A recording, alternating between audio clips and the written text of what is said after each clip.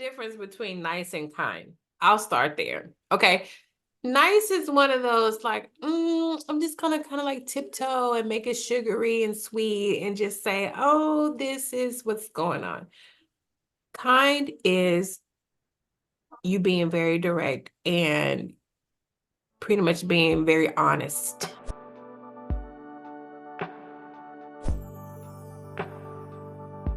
Welcome everyone to another episode in the Survivor School Masterclass series.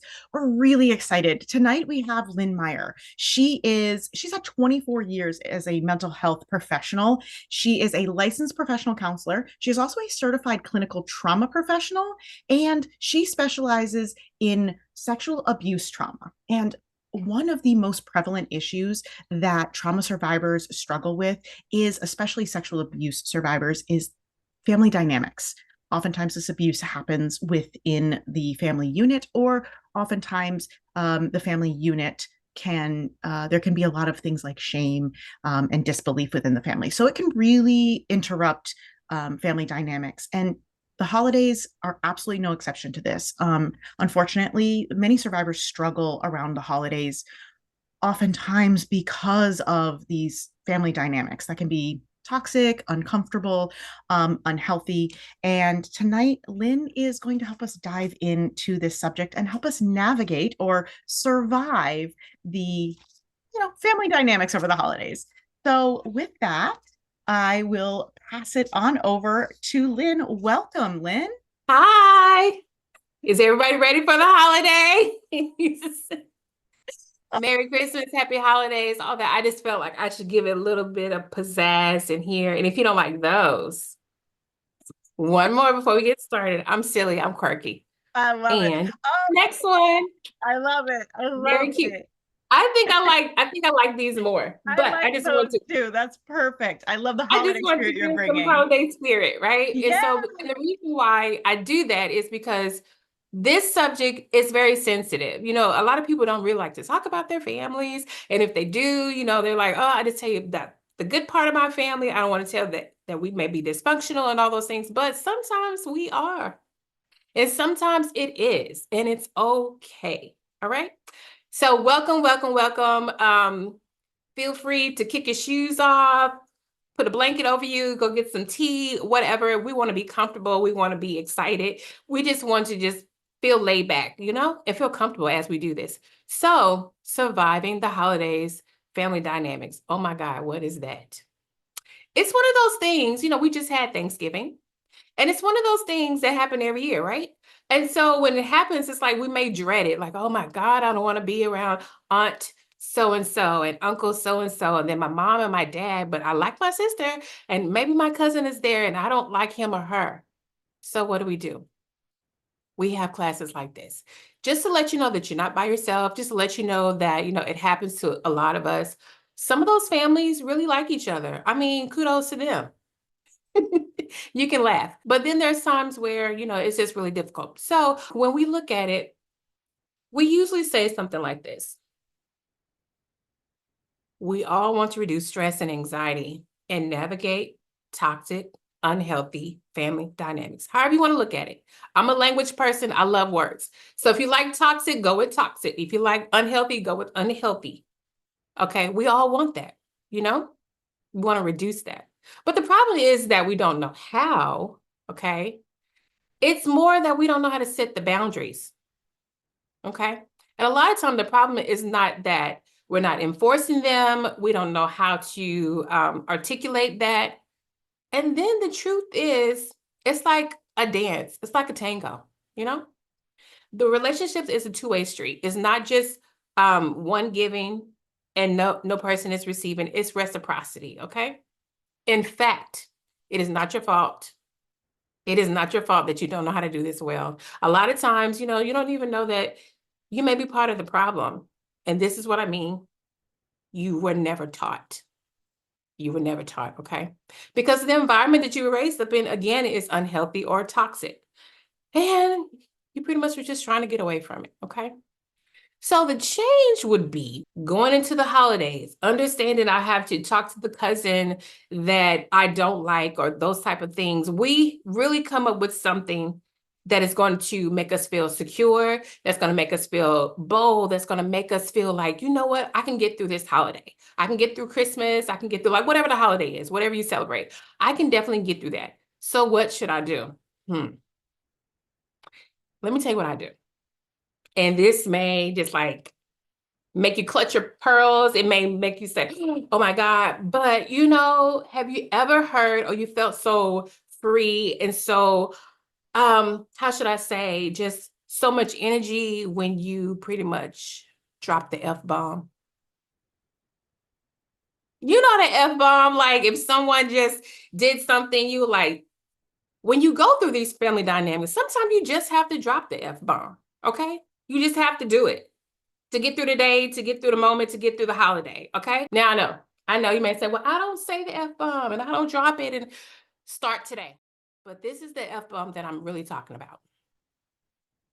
When you think about the F-bomb, I want you to have forgiveness. I know, I know, I know, I know. You don't know my cousin. You don't know my aunt. You don't know my dad. I'm not talking about forgiveness for that. I'm talking about forgiveness of yourself. Those are the F-bombs I'm talking about, okay? Yes, so I'm glad you were there with me, dropping the F-bomb, because I say that all the time too. But this F-bomb is one of the ones that we really don't think about, and that's the forgiveness. I'm not talking about like, oh, you don't know what they've done to me, whatever. I get that, but I'm saying forgive yourself and forget them, okay? That's what we want to look at. We want to be able to go in and have the power and have the control. And by doing that, dropping the F-bomb, this is how we can start, okay? When we are setting and enforcing boundaries, okay, because that's what it's all about. When you think about like if I have to go into a room, if I have to do that around these people that know me and me not understanding that I may be part of the problem is because I haven't set the boundary. And so I'm going to really help you with this, okay? I want you to look at it. So when we're setting and enforcing boundaries, it's about taking control. Control of what we do, control over what we say, all those things. Because let me let you in on a little secret. Don't leave me hanging. Hello, my name is Lynn, and I'm a recovering control freak. I really felt like I could control everybody else. But what I realized, it was only me. And that's where the boundaries come in. So I have a couple of questions for you. When we look at that, we need to identify the problem. So what are the unhealthy boundaries? Well, for me, I did not say no to anyone when in my gut, in my heart, in my head, all over my body, I wanted to say no. I felt obligated to say yes to everything, to everyone, to everything. So that was a very unhealthy boundary for me. Okay. So no is one of those things when you get to the place where you are able to say no, you feel great in that. But that was one of my unhealthy boundaries. Okay. If I am to talk about another unhealthy boundary, it was that showing up for people all the time. Pretty much me saying, I was a go-to person. I was a superwoman. I'll do it. I'll do it. Now, this is different from me not saying no. This is me showing up and just saying, I'll take care of it. You know, Wonder Woman. Some of us remember Wonder Woman. You guys, that was my show. I love Wonder Woman. So it was that. So it was me not saying no, and then it was me showing up for the people when they didn't even ask me for my help. Okay. And then who is involved when it comes to identifying the problem? Who's involved? Me. Okay, me. And then also may be sister, mom, those other people too. But really, it's me. And then also, how do you feel about it? How do you feel about identifying the problem? Okay, ooh. Sometimes when you identify the problem, you have to really know you are the problem. So how do I feel about that? Let me think about it. Uncomfortable. Uncomfortable. Like, I don't really want to say out of my mouth, or especially to anyone else, that I'm a problem. I don't want to say that. But how I feel about it is uncomfortable. And then there's a little bit on the inside that I feel excited because I know now I can acknowledge it. I've identified the problem, so there's something I can do about it. Okay. And hopefully you follow along with me. You understand what I'm saying. Because then it says, is it like a one-time thing, or is it something that happens often? Well, for me, it was something that was very frequent. It wasn't just a one-time thing. It wasn't one of those things like, okay, it just happened. No, it was one of those things of me questioning myself, like, are you going to continue to let this happen? Is it something that you still want to do because you don't like how you feel when you don't say no, and you don't like how you feel when you just feel like you have to go and save someone?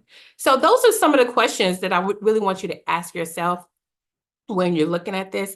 Again, families can be very, we don't get to, let me say it this way. We don't get to pick our families, our blood families, okay? But we do get to pick the families outside of the blood relatives, okay? But those blood relatives, are there, and we have to like deal with them until we're able to set boundaries, okay? And I know the B word may be one of those words you're like, I don't want to hear that word. I don't want to hear boundaries. I don't want to hear that. But let's talk about it, okay? And so, how do we set a boundary? Okay, if you have your pens and paper, journals, all of that, let's start writing. Let's talk about it. When you do it very clearly, preferably with as few words as possible. We don't want this to be a convoluted situation. No, I didn't understand you because you had too many words. Nope. Say it as clearly and as few words as possible, because that's going to help you be very articulate and very direct to what you're talking about, okay? Or what you decide to do. That's number one. Number two, this is when most people say, oh my God, that hurt. And this hurt for me too when I thought about it. It was like, ouch, can you not be on my toe? Because this is what I have to say to you for number two. You cannot simultaneously create a boundary or set a boundary and then also take care of a person's feelings. You cannot. Let me say it again. You cannot simultaneously set a boundary and then take care of a person's feelings. They are mutually exclusive. They don't live together. You can't do one. You choose. You have to choose. Am I going to set this boundary, or I'm going to worry about how my mom feels because now I'm setting the boundary and now I'm not going to be her favorite daughter anymore and I don't want her to hate me? That we can't do it. We can't do it, okay? 3, you will probably have some feelings. Shame being one. You may be afraid. Do it anyway. Do it anyway. And I understand fear happens. I understand that. I'm not going to say you won't have some type of fear or of being afraid. I get it. I get it. But do it anyway, because setting a boundary is going to get you closer to more confidence and being in more control. So do it afraid. Do it afraid. Okay. Number 4, anger, rage, complaining and whining are clues that boundaries need to be set. Yeah, from you. If you're feeling anger, if you're feeling rage, if you're complaining, if you're whining, you probably need to set a boundary. And it may go like this. Why are they always doing this to me? Oh my God, why do I have to be the person? And all the why and why and why. And then the resentment because you keep doing it and you want to say no. Or it may be rage. Rage can really it could be destruction of property. It can be like just a lot of things, like overwhelm of emotions. It can be like that. But then that's when you can look at it and say,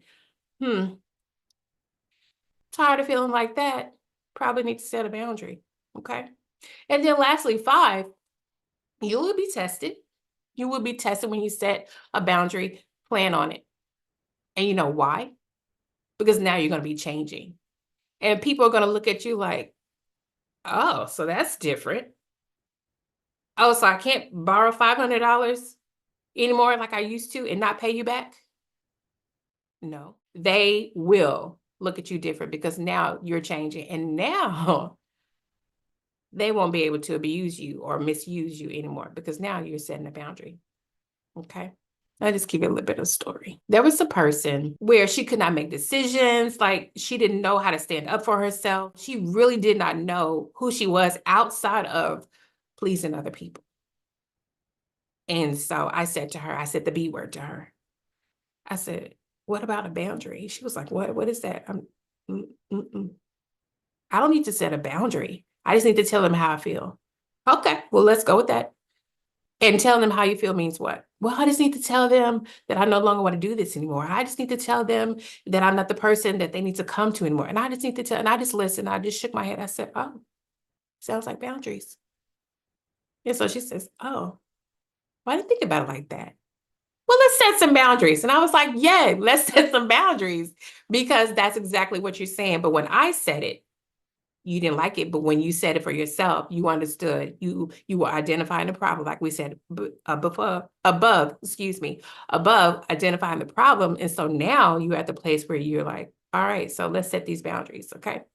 And so she was excited about it. The difference between a boundary and a rule, they're not the same, okay? Some people have said, well, that's my boundary. I was like, no, that sounds like a rule. So for those that may say, well, they do seem the same, they're not. A rule is like in our house, we don't wear shoes. That's the rule because they're so, and for us, you can wear shoes in your house. I'm not saying don't wear shoes, but we don't because there's so much filth that we step on the outside that we don't want to track in our house, in our kitchen, our bedrooms, and so we don't wear shoes. That's a rule, okay? A boundary would be if you're going to continue to speak to me in that manner, I'm going to hang up the phone. Or I will remove myself from this abuse or whatever. That's a boundary, okay? So enforcing boundaries, what do we need to do? Again, I know you have your pen and paper out, so let's jot some things down again.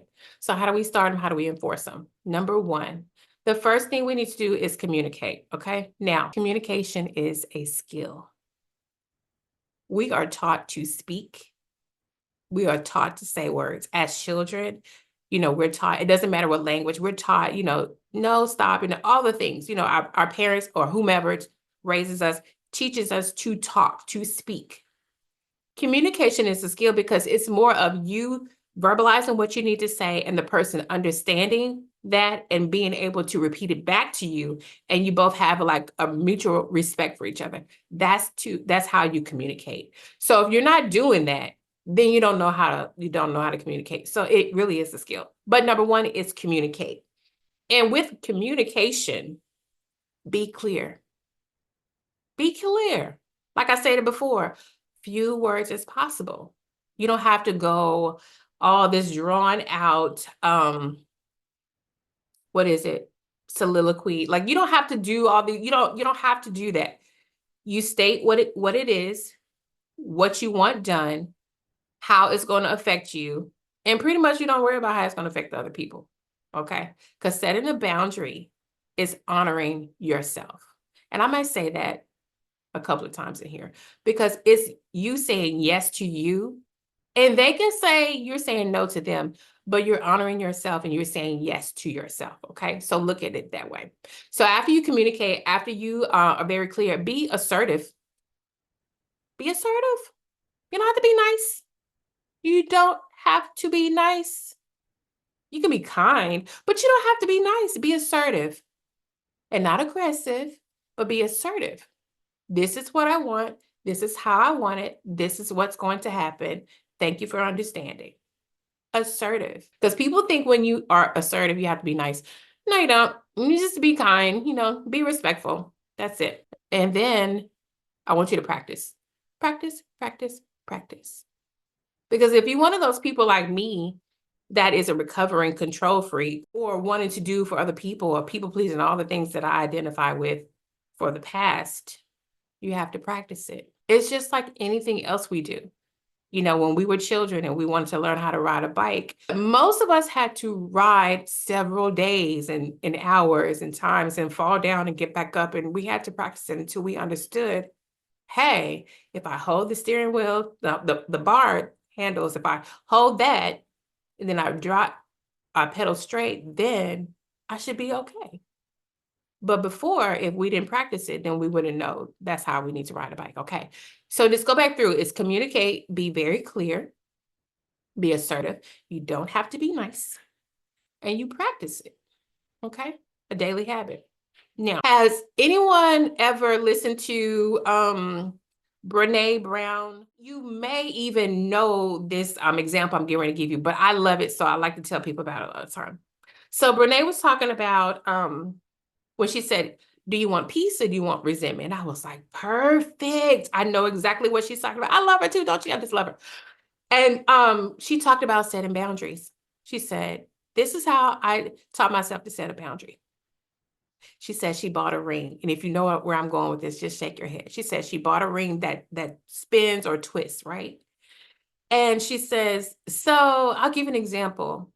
When my daughter would come home and she says, oh, mom, they want you to bake 96 cupcakes for tomorrow. And she said, the old me would say, sure. And then I would have all this resentment. I'll be angry and nobody's in here helping me cook these cupcakes and on and on and on. She says, but when I bought the ring, she says, what I did, I will twist it 3 times. She was like, 1, 2, 3. Nope. And I was like, perfect. Because it gave you time to think about what you wanted to say versus just saying what you think other people want you to say. So when I heard that example, I was like, Brene is a genius because I did not know I could just calm myself down, think about it, and then give my response. I always felt like I had to react because, again, I'm still learning. And when we don't know, we do react to certain things. And we feel like we have to get an immediate response or immediate something, but we don't. So when we set boundaries, that's what we can do. So I want us to do like a practice, like just pretend like you have one of those rings on. It's okay. If you have a ring, just twist it. Think about something. And those that want to come on, like, let me get one person to come on and share. What is a situation that you felt like you feel like that you do all the time and you never say no, but in your gut, you just want to say no? I have a certain expectation for the cleanliness of the house, for example. And when you said when there's whining and complaining, that's actually an indication that we need to set a boundary. And it's so obvious, right? Until you hear it. That's it. What ends up happening is, the house ends up becoming a clutter mess, or we call it a toynado. And I get frustrated because I feel like I have to be the one to always, clean it up because I have the standard of cleanliness. And this is very clear that I need to set a boundary. I don't exactly know what that boundary is because I'm not exactly sure if I'm the one who wants it clean and I'm not the one who's cleaning it. There's a big gap here. So I'm hoping that you got a little bit more insight to help fill that in. But the whining and complaining, I do a lot about the house.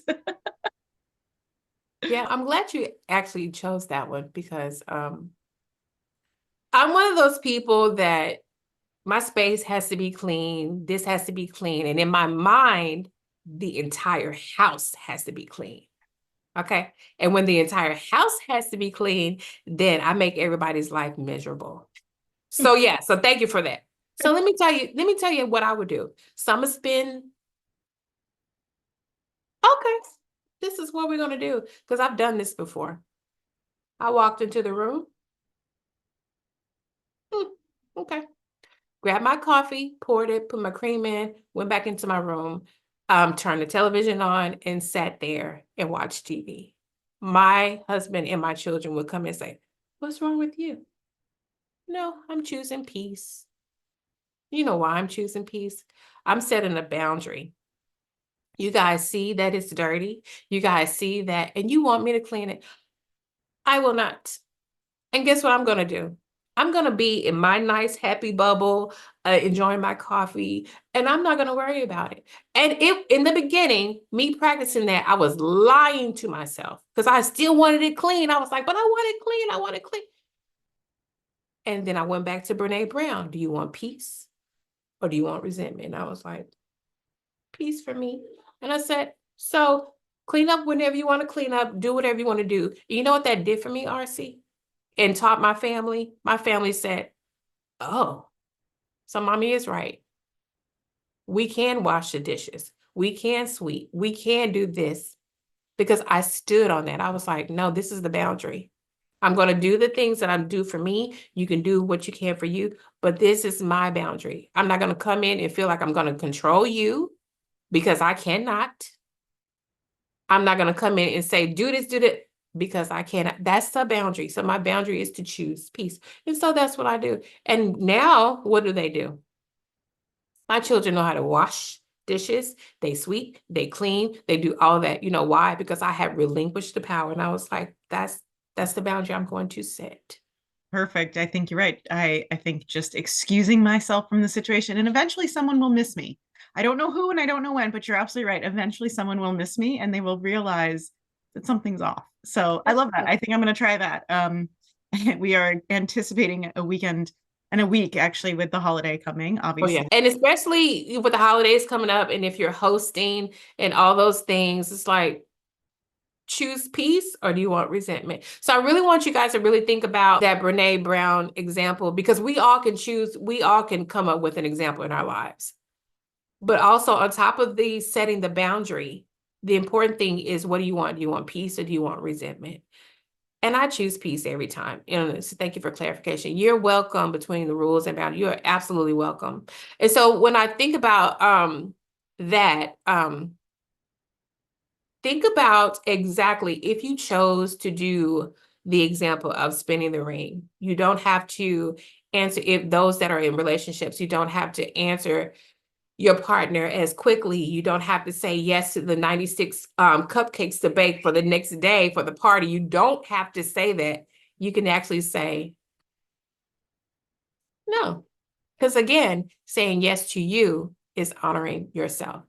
You may be saying no to them, but you're saying yes to yourself. Okay. So I want you to look at that. But also part of enforcing a boundary, you really don't want to do this alone, simply because most times it's new for you and you don't know how to do it, and it's like, well, I don't even know where to start. Remember when I told you about the lady that came to me, and so she mentioned all those things, and I was like, well, boundaries. She says, no, not boundaries. But as she began to speak, she said, oh, these are boundaries, so let's set them.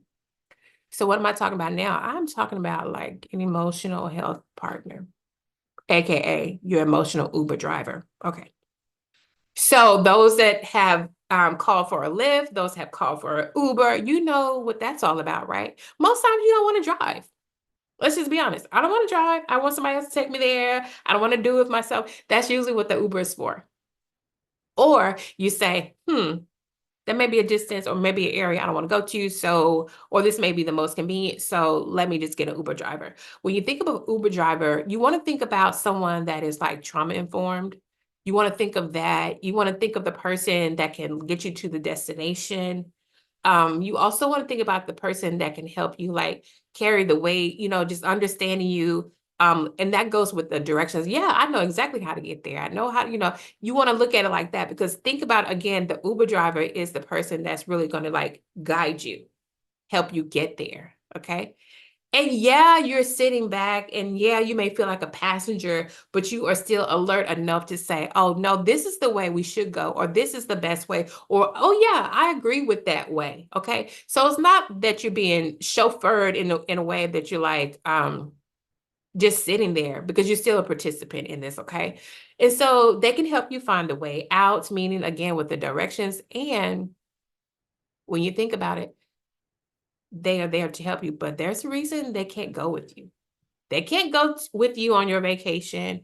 They can't get on the plane with you. They're not going to do that. They're just helping you drive to the destination. Okay.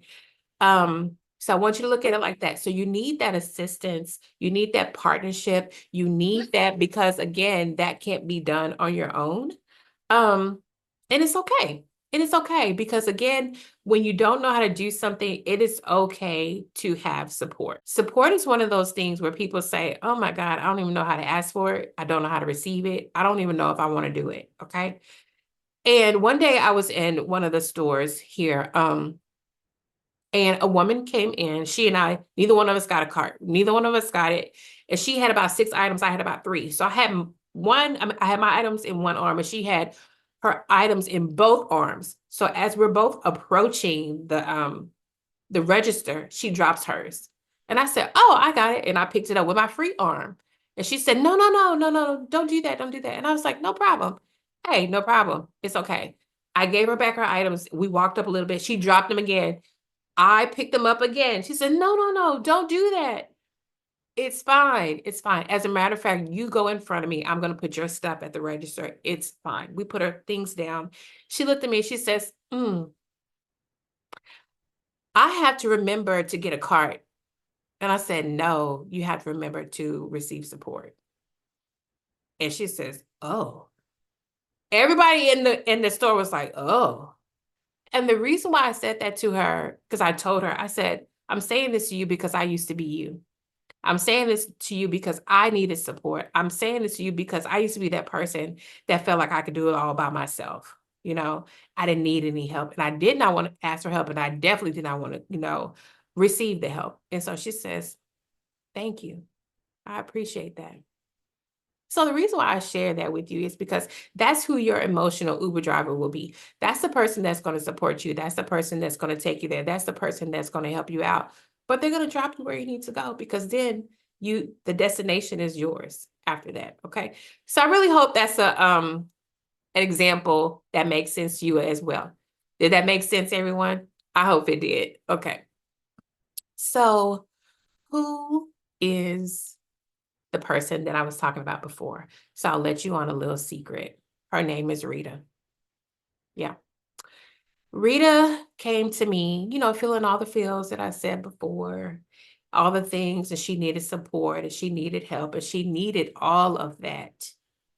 She needed all of that. And what came out of our conversations and our processing and our discussions and all the things and setting boundaries and enforcing all that was Rita was dealing with rejection. And we know how that feels. None of us want to be rejected. We want to be accepted, even if that makes us feel uncomfortable, but we want to feel accepted. We want that. And when we feel rejected, then we may start acting out. We may start doing those things. It may feel like, oh, well, no one wants me. And when that happens, a lot of insecurity happens. Okay. There's insecurity of, am I good enough? Am I worthy? Am I valuable? Does anybody like me? Who am I to think that of this of myself? Like, insecurity is in all areas in your life, right? All areas in your life. And as we continue to talk, what came out of that was trauma. Trauma was the reason that there was rejection. Trauma was the reason that there was insecurity. Trauma from a lot of past issues that she told me about, that she had no control over. And I told her, it's not your fault that you experienced this trauma. It's not your fault that your body acted this way. It's not your fault. And trauma can be triggering. We know that to be, and definitely around the holidays, around family, like that trauma can be triggering, like, oh, I saw the person. Oh, I remember when he used to bully me all the time. Like, all that can really happen. And then when trauma showed up, what also came out of it was abandonment. And I was like, oh my God. So all of this, and then you felt as if no one was there for you. No one was there to support you. No one was there to wipe your tears, to understand, to console you, to coddle you. Like, no one was there. No one was there to be loving. And so there was abandonment in her life. And I understood, and I was just like, wow, Rita, this is the reason why. Okay, I get it. And I understand. And so from that, it was easier for us to realize that boundaries was the first step that she needed, because she was like, okay, so if I start setting boundaries, so now I can like establish this confidence in myself, and that now I can understand, like, okay, this is the problem. So yeah, so let's set these boundaries, because I no longer want to be Rita. And if you saw what I just did, you saw Rita was rejection, insecurity, trauma, and abandonment. Okay. So a lot of times Rita does show up in us. It showed up in me, definitely. It could show up in you and you don't even know what's going on. But if you really identify with Rita, then there are boundaries that need to be set. So You don't have to do this alone. Like I said, you don't have to do this alone. And a lot of times it's best that you don't, especially when it comes to healing. And so when you dealing with difficult families and that cause trouble, you need a little something. You need a little kit. You need a little something, like something to help you through. And it's like, okay, I get this and I got this, but what could I do when I'm dealing with them? It's called preparation. So if you know you're going to be dealing with your family during the holidays, prepare. It could be anything from when I start feeling overwhelmed, there is a favorite cousin that's there. I'm going to make sure I communicate with her. Or step away, go to your car. You can go to the bathroom for a second. You can grab you a drink. You can grab some food. Like there are things you can deep breathe. You can do all those things when you're in that situation as you're practicing setting boundaries. And or if you haven't started setting boundaries, okay, you can do that. So there's what we call a mental health kit. And the reason why I share that is because I ask people all the time, I say, well, do you have insurance? Pretty sure you do, don't you? Yep. Car insurance, house insurance. You probably have a will or you have a trust or you just do things because you know things will happen, right? I'm going to have life insurance on myself, on my children, all the things because things may happen. A lot of people have fire extinguishers. Not everyone, but a lot of people do of different kinds. You know, you have the kinds like if it's an electrical fire or if it's a grease fire, like all those things, because you think about what will happen. You want to be prepared, okay? And so if you're willing to do all of that, if you're willing to protect your home, if you're willing to protect your car, your house, and all those things, learn to protect yourself. And so that's why I call it a mental health kit, because a lot of people have first aid kits at home too. We have first aid kits because there's going to be a scrape, there's going to be a burn, you're going to need bandages, you're going to need band-aids, you're going to need all that.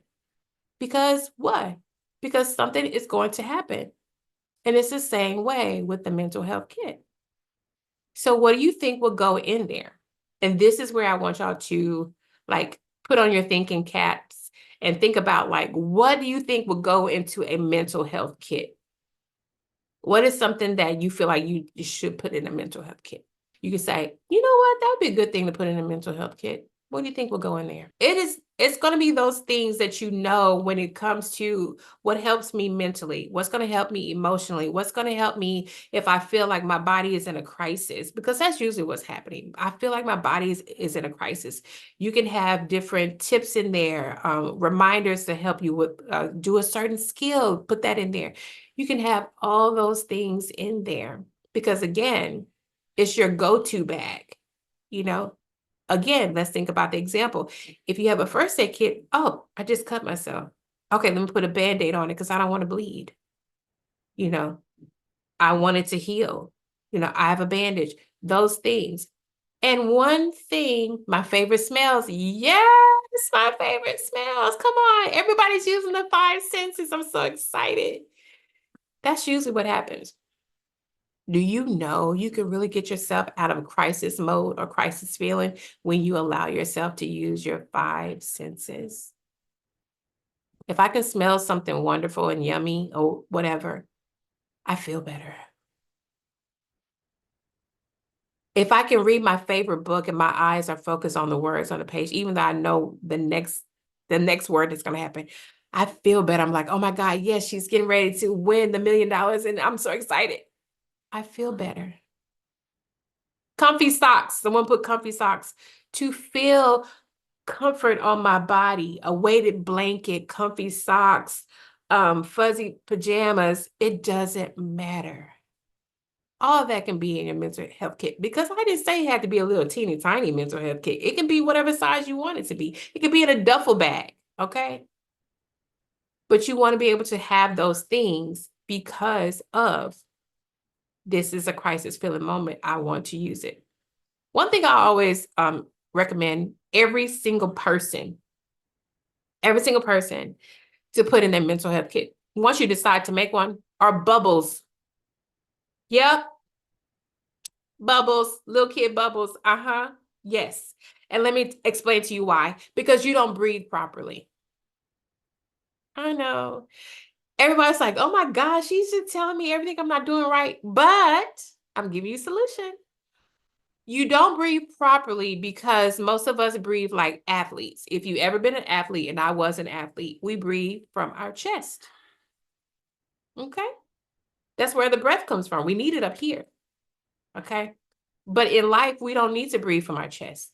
That's the reason why your body is like, oh gosh, can you please breathe? Have you ever been in a moment or a situation anywhere? It doesn't matter. You can be in your bed, you can be driving, you can be eating, and your body does this. Oh, that's because you've been breathing shallow, and your body's like, come on, I need a deep breath. Come on. I'm going to make you give me a deep breath. That's the reason why you do that.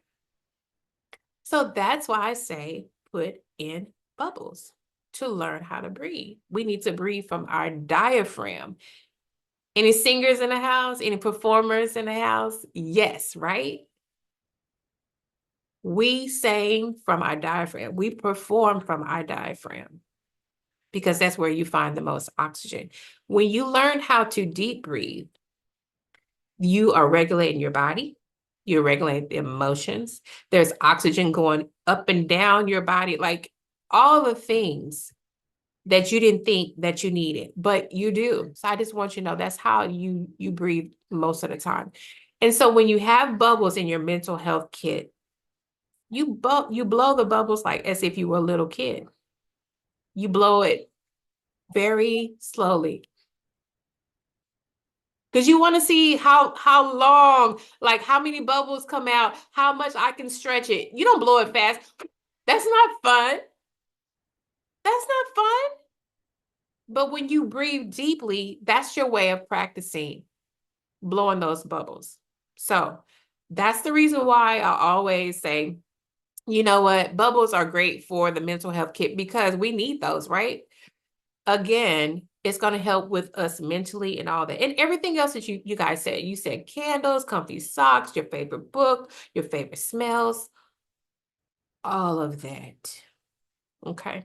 So create your mental health kit. It's going to help you for the holidays. It's going to help you anytime you feel like, oh my God, what am I supposed to do? Because usually when you think about it, when you're stressed out or things are going on, for some reason, I'm only going to talk about me. When I'm stressed out or things are going on, I cannot think properly. I'm like, what am I supposed to do? But if I have my mental health kit, and I keep it. I do. I'll pull something out and then I calm myself down and then I say, okay, now what is it that I need to do? And so then my brain goes to, okay, now that's what we need to do. So to end it, I just want to say, after working with Rita, these are some of the things that we noticed. She noticed, I noticed. She began to find her voice. She was no longer listening to other people, what they had to say about her, what she was doing. She was able to seek peace, and like we talked about before, she no longer wanted to be in resentment. She was very direct. And I was like, oh my God, like, who is this person? She was very direct. She was able to remove guilt from her, shame, not showing up for other people, all those things that made her feel that way. She laughed more. Like she laughed more. And I pointed it out to her one day. I was like, oh my God. I said, you were so joyful. Like you laugh all the time now. Okay. She went from being frustrated to irritable to actually being pleasant to be around. And when I told her that, I was just like, what's going on? Like, did you find someone? And she said, yep, I found myself. And so I was just like, I love it. I love it for you.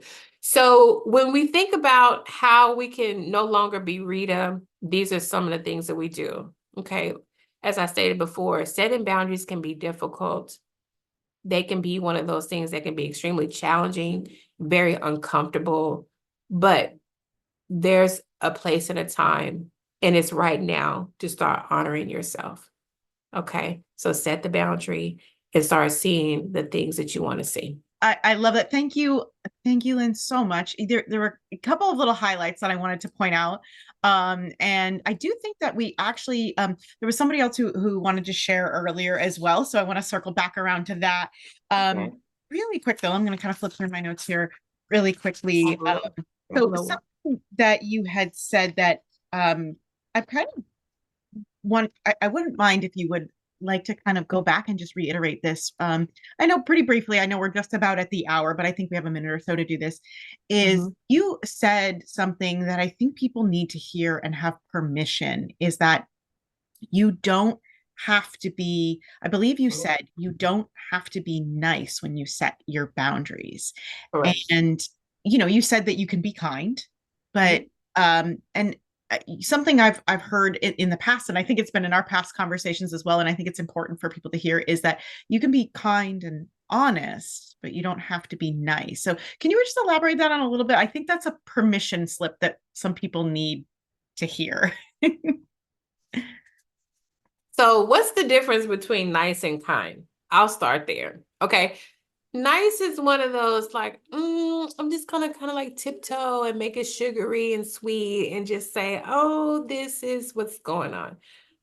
Kind is you being very direct and pretty much being very honest. I can be kind and tell someone, well, let me give this example.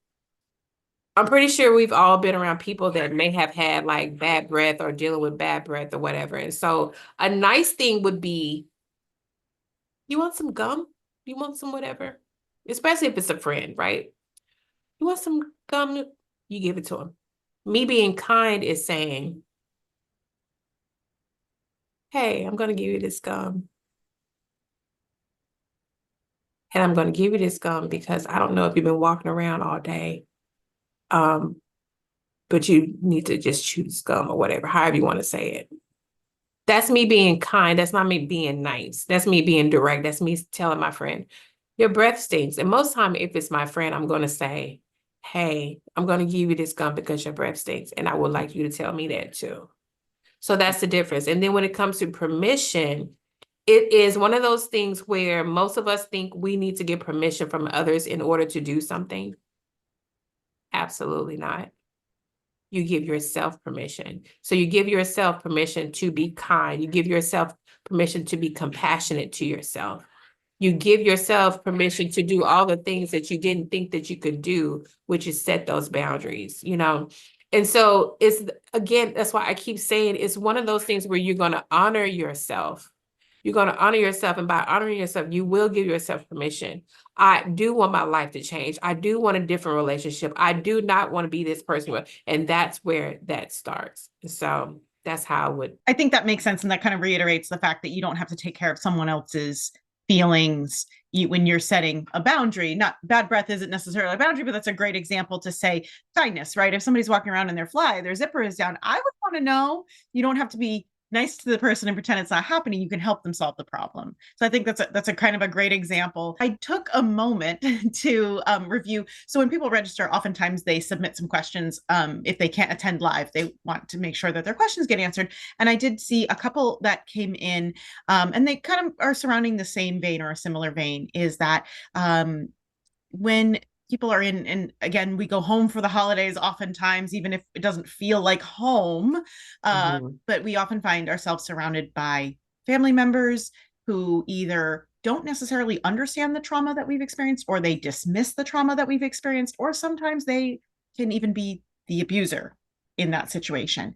And the questions that the couple questions that kind of came up was, how do we handle people that we consider to be, and I know we've used different language for this, toxic, unhealthy, you know, people that like to provoke us? Um,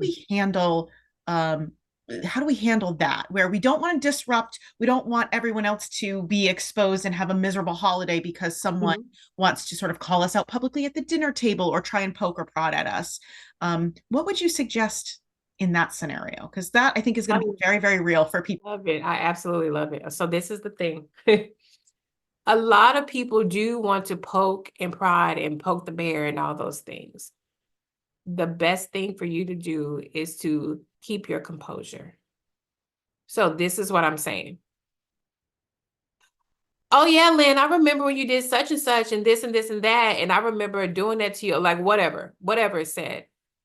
Because this has happened to me in life. And then I would just look at the person and say, was that meant to hurt me? When you said that, was that supposed to hurt me? Like, what did you want me to do with that information? And still stay very calm. Because what happened and happens is when you remain calm and you throw that back to them, then they're like, they look crazy. They look like the one that's really starting everything. They look like the one like, why? We were having a great dinner, because you don't give them the power. You don't give them the reaction that they want.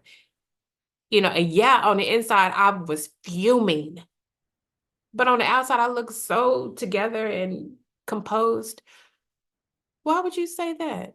What did you want me to do with that information? Was that meant to hurt me? And then they may go back and forth with you, but it's like, what I'm going to do is remove myself from this conversation. I want to enjoy the holiday. I want to enjoy Christmas. And that's what you do.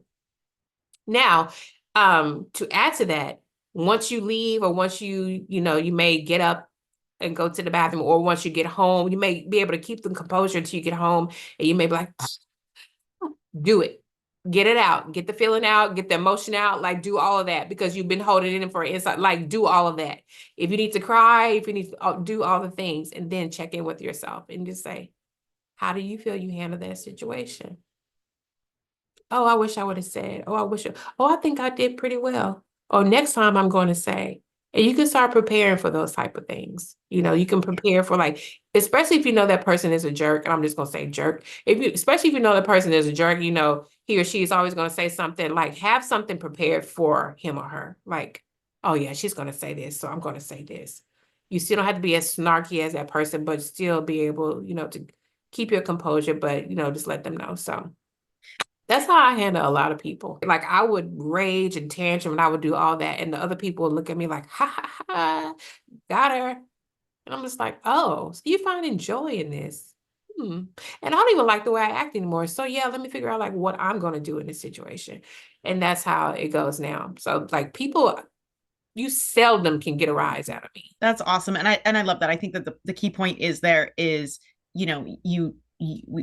responsibility you have in that situation. If they're trying to poke you, if they're trying to get an emotional response out of you, even if you're having all of those emotions, hold them, set a boundary, and let them know that they aren't going to be rewarded for their bad behavior. Right.